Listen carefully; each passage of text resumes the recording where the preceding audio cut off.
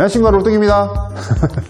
오늘도 리뷰를 하기 위해서 나왔습니다. 오늘 리뷰할 자전거 트랙의 에몬다 SL6 2태 영롱한 요 자전거 오늘 한번 리뷰해볼까 합니다. 트랙 자전거 중 SL6 라인업에 있는 자전거입니다. 이 자전거 같은 경우는 SL6 라인업 중에서 라이벌 2탭을 달고 나온 자전거고요.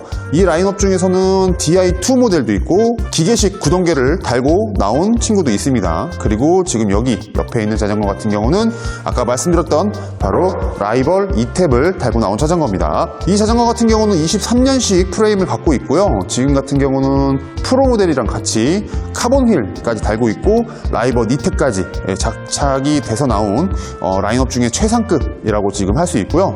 이 자전거 오늘 한번 볼 건데 처음부터 말씀드릴 거는 이 자전거의 동급 스펙 자전거들이 뭐가 있는지 한번 알아봤었어요. 그 자전거들이 뭐냐면 스페셜라이즈드로 있을 거는 이제 타막 SL7 가격은 한 650만원 정도, 그리고 이제 메리다, 요즘 메리다 많이 타시죠? 메리다 스컬트라 8000 라인, 울테그라 DI2 모델이 바로 8000입니다. 그거 같은 경우는 가격은 700만원 정도 지금 형성이 되어 있고요. 그리고 이 밑에 이거랑 똑같은 이제 구동계를 갖고 있는 메리다 스컬트라 7000, 요거 같은 경우가 650만원. 스페셜라이즈랑 가격이 거의 비슷하네요. 가성비의 자이언트 CTR 어드밴스 프로 원 디스크 모델이 이제 있는데 그거 같은 경우 가격이 552만원. 역시 가성비답게 금액은 굉장히 뛰어납니다. 가격은 봐서 아시겠지만 그렇게 많은 금액대의 차이는 나지 않습니다. 동급 대비 라인업 중에서 한 40만원 정도 차이가 나는데 제가 좀 알아본 결과 40만원 차이는 휠 쪽에서 좀 오더라고요. 엘리트 모델의 카본 휠이 지금 장착되어 있는 거, 35mm짜리 미들림이 장착되어 있다는 거, 그거 하나가 좀 다르고 나머지 거는 거의 비슷비슷한 스펙을 갖고 있다고 생각하시면 될 것 같아요. 그리고 트랙 자전거 안에서도 이제 지금 등급이 나눠진다고 말씀을 드렸었잖아요. 근데 이게 조금 차이점들이 몇 가지가 좀 있습니다. 요거랑 이제 대비돼서 얘 같은 경우는 스램 라이벌 2탭을 장착되어 있고 SL6 DI2 모델도 있어요. 105 DI2 모델이 있는데 두 가지의 차이점이 좀 몇 가지가 있습니다. 이 자전거 같은 경우는 스램 라이벌 2탭 그리고 파워미터가 장착되어 있는 상태고요. DI2 모델 같은 경우는 파워미터가 장착이 안 돼 있습니다. 그리고 무게 차이도 조금 나요. 무게 같은 경우는 400g이 DI2가 좀 가볍습니다. 뭐 파워미터 달리는 무게라고 생각 안 하고 이 자체 내에서도 좀 이제 무게 차이가 좀 있는 것 같아요. 제가 사장님한테 물어봤을 때 배터리 무게 정도? 이 자전거 같은 경우는 총 무게가 이제 장착하고 52 사이즈 기준으로 봤을 때는 8.69kg 정도 나오고 있고요. DI2 모델 같은 경우는 8.25kg, 그러니까 한 400g 정도 차이가 난다고 보시면 돼요.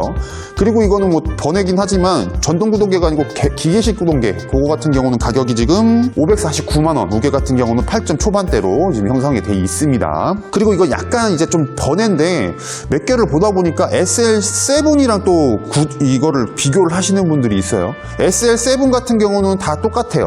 그리고 핸들바만 이제 카본으로 바뀐 거, 스템은 이제 프로 등급으로 계속 가고 있고요. 휠도 똑같은 등급을 하고 있는데 다만 이제 구동계가 DI2, 이제 울테그라 DI2가 들어갔다는 거.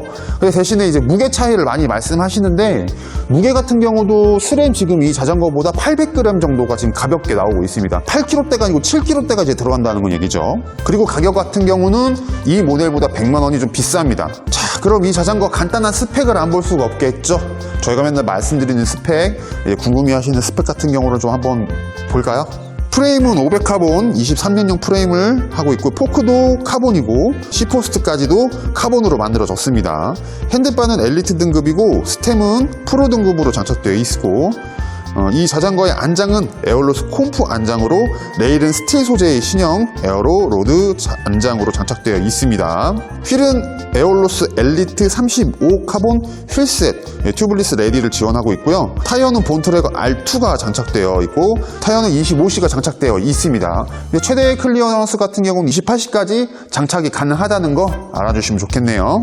이 자전거의 구동계는 스램 라이벌 2탭 전동 구동계이고 크랭크는 파워미터를 포함하고 있는 48에 35T를 장착하고 있습니다. 뒷디레일러도 스램 라이벌 2탭이 장착되어 있고 카세트는 10에 36T로 12단이 장착되어 있습니다. 요즘 많이들 얘기를 하세요. 저희 같은 경우는 기계식 구동계를 시작을 했고 전동 구동계로 지금 바뀌고 있는 추세예요. 사장님 같은 경우는 똑같은 자전거에 기계식 구동계랑 전동 구동계를 지금 쓰고 계세요. 근데 이 차이점, 나는 안 써봐서 잘 모르겠어. 이게 뭐가 좋은지 정동구동계랑 기계식 구동계의 써보니까 차이점. 그러니까 소비자로 생각했을 때 일단 깔끔하지. 선거통기.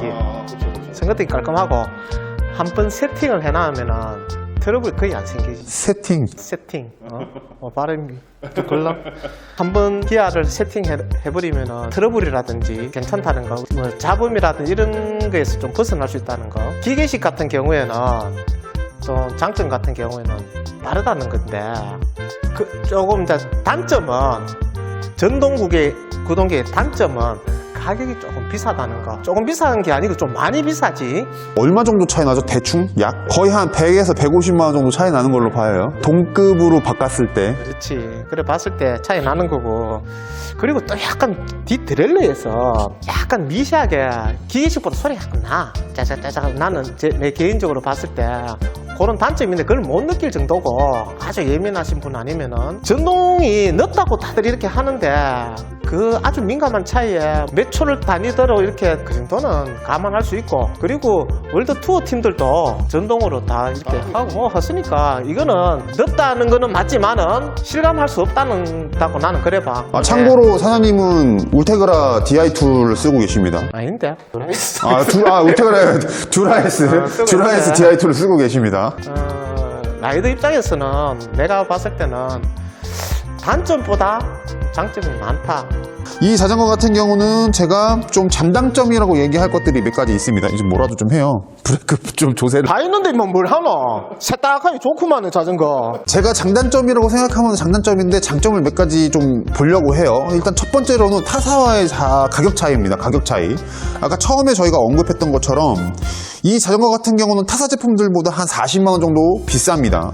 휠 같은 경우가 지금 장착되어 있는 이 휠 같은 경우는 기본가 앞뒤 다이가 포함 150만 원 정도, 약 150만 원 정도 가격을 하는 휠인데, 스페셜라이즈드 같은 경우는 휠이 일반 알루미늄 휠로 나와 있어요. 그런 데에서 가격 차이가 좀 난다고 보시면 되고, 40만 원 투자해서 카본 휠을 낄 수 있다? 그런 거를 이제 쓸 수 있다라고 생각하시면 40만 원이면은 충분히 저는 값어치를 한다고 저는 생각을 합니다. 이게 이제 첫 번째 장점이라고 저는 생각을 해요.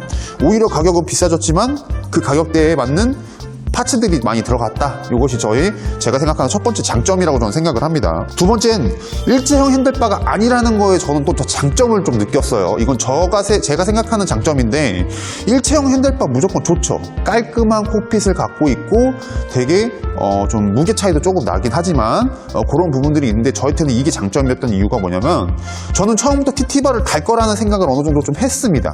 거기다가 전 촬영을 해야 되고 뭐 이것저것 달고 싶은 것들이 좀 있었어요. 콕핏을 저 나름대로의 좀 꾸미고 싶었던 게 있었어요. 그러다 보니까 이 둥근 핸들바가 저에겐 장점으로 왔던 겁니다. 그리고 여행을 하시는 분들이면 앞에 가방도 달아야 되고 하다 보니까 일체형 핸들바보다는 이제 원형 핸들바, 스템이랑 이런 걸로 이제 분리되어 있는 이런 핸들바가 저에게는 좀 장점으로 왔었습니다. 휠과 프레임입니다. 세 번째로 말씀드릴 것 같은 경우, 처음에 말씀드렸던 것처럼 이제 휠과 프레임, 이 두 가지의 조합을 제가 말씀드리고 싶은데, 요거 같은 경우는 23년형 프레임을 갖고 있고 휠도 카본 휠을, 프로 등급의 카본 휠을 갖고 있습니다.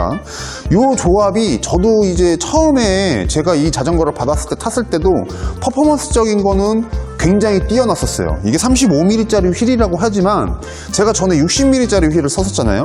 근데 그거에 못지않은 퍼포먼스를 갖고 있었던 기억이 굉장히 좀 뚜렷하게 남아 있습니다. 카본 프레임과 이 휠의 조합, 이거를 느낄 수 있다는 거. 근데 동급 대비 더 스펙은 제가 봤을 땐 좋다는 거, 이게 좀 저에게는 장점으로 왔기 때문에 저도 똑같은 등급의 SL6 프로 등급의 자전거를 선택했던 거 부분, 그거가 이번에 세 번째. 그리고 굳이 이 자전거의 단점이라고 생각하는 부분은 좀 없어요. 제가 타고 있는 거기 때문에 좀 사심이 들어간 것도 좀 있는데, 좀 단점이라는 게 없는 부분들도 있는데, 굳이 좀 꼽자면, 이 자전거의 단점을 굳이 꼽자면, 이 탭에 왜 컬러가 이거 하나밖에 안 나오는지. DI2는 두 가지 모델이 나오고, SL6 프로 저 기계식 구동계 같은 경우도 한 가지 색깔 나오죠. 회색깔이 나왔었고, 그거를 이제 모든 라인업에 적용을 시켜줬으면이라는 생각이 좀 들어요. 그게 조금 아쉬운, 제가 생각하는 단점 중에 단점이라고 생각합니다. 굳이 꼽자면. 자, 오늘 이제 이 자전거 갖고 이렇고 저렇고 얘기를 많이 했습니다. 궁금하신 점이나 그런 거 있으시면 댓글 달아주셔도 되고요. 저희는 또 다음 또 무슨 자전거가 될지 모르겠지만 또 좋은 자전거 갖다 리뷰도 만들고 다양한 영상으로 한번 찾아뵙겠습니다. 바이바이. 진짜. 오세요.